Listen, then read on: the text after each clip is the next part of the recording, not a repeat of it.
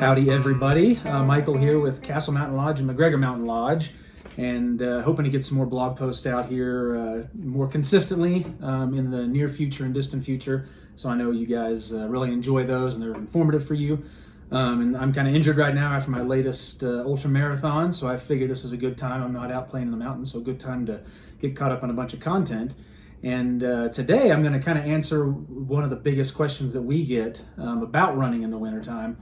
On how to do it in the wintertime. You know, the trail's open. Is Rocky Mountain National Park open? What do you carry? You know, how do you do it safely and still have a good time? So yeah, the national park is open all year round, and you can access it 24 hours a day. Occasionally there are some random closures here and there, but it's very, very rare.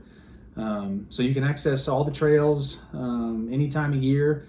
And you know, in the summertime, it's real easy. You throw on a pair of hiking boots or running shoes and you hit the trail, and you have your shorts and your t-shirt and bring a pack with some snacks and some water, and you're good to go for the day. And but the wintertime, you know, you do need a little bit more gear. So we get a lot of people asking questions on how that works and what you need to carry with you. What do you wear on your feet? How do you stay warm? What if you get too hot? What trails have snow on them? What trails are snow free? And we kind of run the gamut here in Estes Park and Rocky Mountain National Park.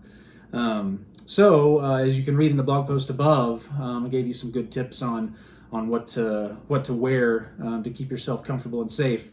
And then I also have a little section on what I keep in my pack, and this works really well. For a lot of people, this may be overkill, but I really recommend carrying a couple of these essentials that can come in handy if you really need it.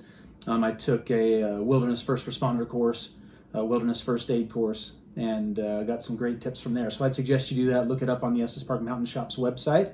I believe it's just estesparkmountainshop.com, but I'll put a link down below the video. Put a bunch of links down below the video with some tips on where to get some of this stuff and some other resources. And yeah, so I'll kind of dig into the pack here.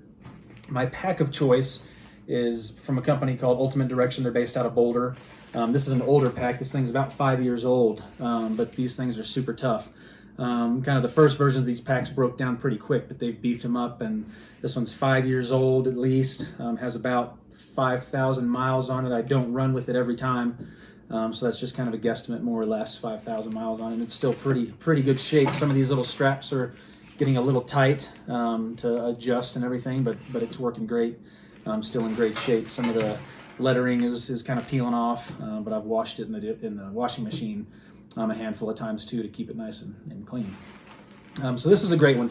As you can see, it has your water bottles right up front here. So you wear it like this, water bottles right in the front. I like this for a couple of reasons in the wintertime. One, your water's real handy. Two, if you do have a bladder, these can use a bladder with the hose going over here. That water in the hose is real hard to keep liquid. You know, it'll freeze up really quick, especially if you get down well below freezing, down close to zero. That's just hard to keep the water liquid in there. And occasionally the top of these bottles will ice up, but just a quick shake and you can get to the water no problem. If it's super cold, I'll actually put them in upside down. That way it freezes on the bottom. When I flip it over, it's easy to drink. So that works great. This is a kind of a secondhand bottle. It's a Purist bottle. I forget who makes these. Specialized maybe. Yeah, Specialized makes these. It's a Purist bottle. These are great. Ultimate Direction makes some hard-sided bottles like this and more of a flask type bottle that works great.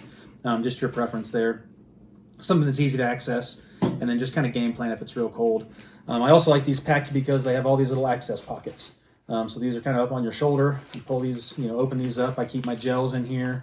I'll keep other bars. I think I have a bar in this one still left over from the race.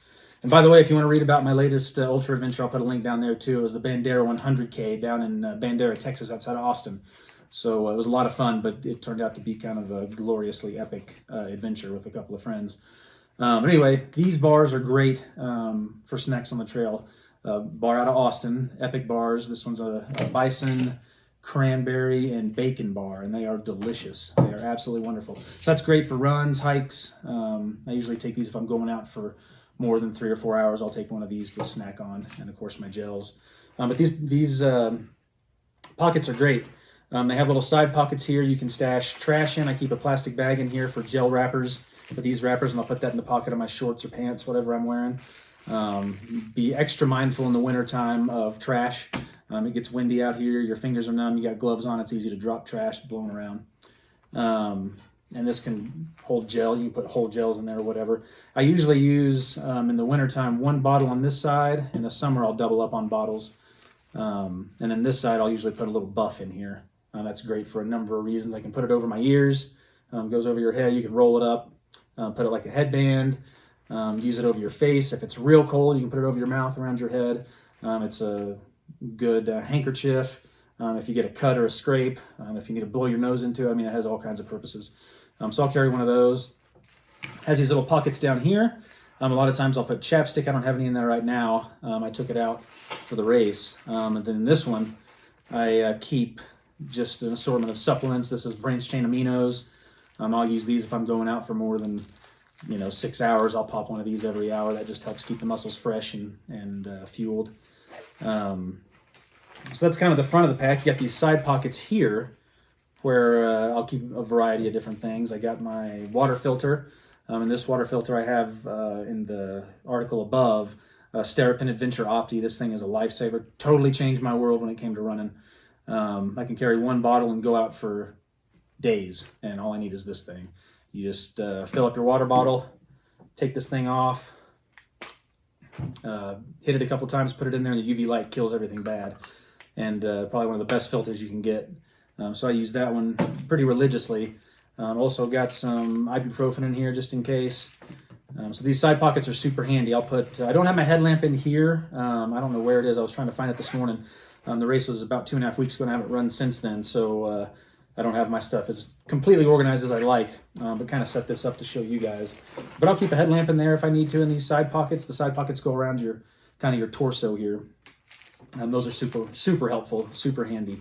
So that's kind of the front. You got everything accessed right here on the front of you, which is really nice, especially if you got gloves on. You don't have to take your pack off and dig through. You can take the glove off, stash it, then get to whatever you need to real easily. So that's nice. In the outside pocket here, I mentioned micro spikes for traction. So if I'm starting on a run that's going to be dirt at first, and then there's going to be some ice before you hit snow, I'll bring these. Sometimes I'll start with them on. Sometimes I'll put them on part of the way through the run. But these are great. You can get them at the Estes Park Mountain Shop. Order them online at Catula. REI has them. Amazon has them. They're easy to find. If I'm remembering correctly, it's about $60 per pair. These things are super durable. I've had these for years. I do need to go back and sharpen the little spikes. They do get blunted if you're running on mixed terrain, a mix of ice, rock, snow. They'll get worn down a little bit. But you can just sharpen those up with a grinder. It's pretty easy. They just fit over your boot. They get real tight, and those spikes are flush with the bottom of your shoe, and you can run hard on bulletproof ice with these things as long as they're super sharp.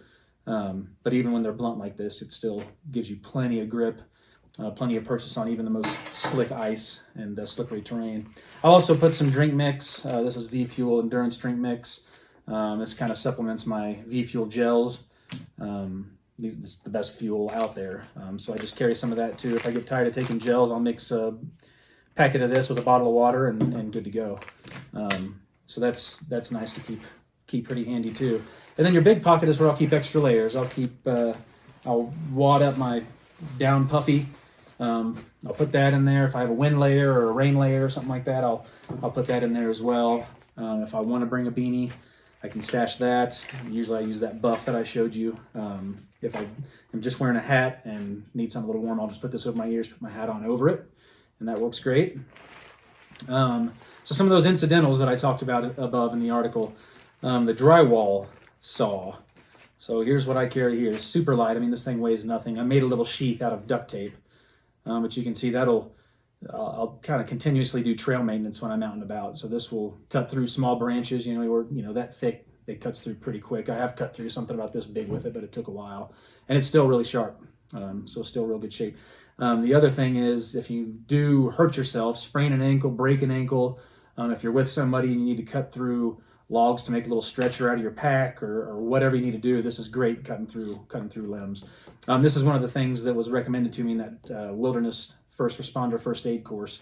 This thing has come in handy for a lot of people in the backcountry when it'd be really easy to take a branch down to use as a crutch or whatever else, but you just can't get it off the tree. This thing will cut right through it in no time.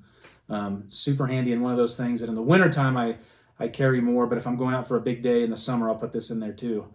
One of those things, it's good to have it, not need it, than need it, not have it. And some great stories on how these things have saved lives, actually. Extra pair of gloves. Read above why I carry an extra pair of gloves. Those are always in there. I also have this little baggie. I got a space blanket in here. Again, this stuff weighs nothing. I mean, it's pretty light. I got a space blanket. That'll help keep you warm if you need it. Have it unwrapped already, because in the wintertime your hands can get cold pretty quick, so you don't want to have to open up the package, so I keep that open. Got some hand warmers, and I have some starter sticks, fire starter sticks and matches, just in case. Hope I never have to use them, but I have them if I need them. Also have toilet paper. That's kind of self-explanatory. And a trowel. I just got this one. I lost my old one, but just got this one maybe a few weeks ago, a couple months ago. So I haven't used it yet. But this is great if you're going number 2 in the backcountry. Bury it. Get away from a trail, away from a water source, dig down. I try to dig down about a foot if I can, but as far down as you can reasonably, and cover it back up, leave no trace. This thing weighs, I mean, it's like a feather. I think it'd blow away in the wind, and super strong too. And then last but not least down in here is a pair of the ER shears. And this is another one of those things that I learned in the Wilderness First Responder First Aid course. If you do need a sling, if you need to make a splint, someone who's healthy might have a pair of pants on, and you can cut in a spiral around the pair of pants, and you can get a piece of fabric, that's 15 feet long if you just cut a spiral out of the pair of pants. And that can be used, cut up, and used as a tourniquet. It can be used for a number of reasons. It can also cut holes in a pack. You can saw off some branches, cut holes in the top and bottom of a pack, stick it through there, and you got kind of a little makeshift litter that you can set somebody on, and 2 people can carry them out. That's been used before in the national park by folks who need to get someone out with a busted ankle and they don't want to wait for a search and rescue. They can self-rescue. So these things are super handy. If you do have to cut off tape, sometimes I'll carry duct tape. Occasionally I'll wrap some around a bottle. I have a bottle that has some around it, or whatever else you may need these for. But these can come in handy and get you out of a pickle as well. So that's pretty much it as far as what I carry in my pack. Of course, I'll fill this up with water. Got my nutrition, any extra gear that's going to go in there. And put this thing on. I have it kind of ready to go. So all I have to do is make sure that my nutrition and water is filled up, and I head out the door. And there's a place to, plenty of room too, if you wanted to carry a GoPro, an extra camera, things like that. So again, this Ultimate Direction Pack, I love it. There's a bunch of other companies out there. Ultraspire is another one that makes great packs. Solomon makes really good packs. I think Nathan and Camelback are making some more with the front bottles and everything too, and good high quality stuff. Experiment with it, have fun. Don't let the winter trails intimidate you. This is a wonderful time to get out in Estes Park and Rocky Mountain National Park. There's not as many crowds as in the summertime. Wildlife is thick, and it's just a perfect time to hit the trails and get those miles in. So come up and see us. If you have any questions about trails that are open or accessible, or what the condition is of those trails, give us a call. Let us know. Shoot us an email. We'd love to help you out. We want to get you up here and get you out on these trails. It's a magical place, and we certainly hope to see you out here before too long.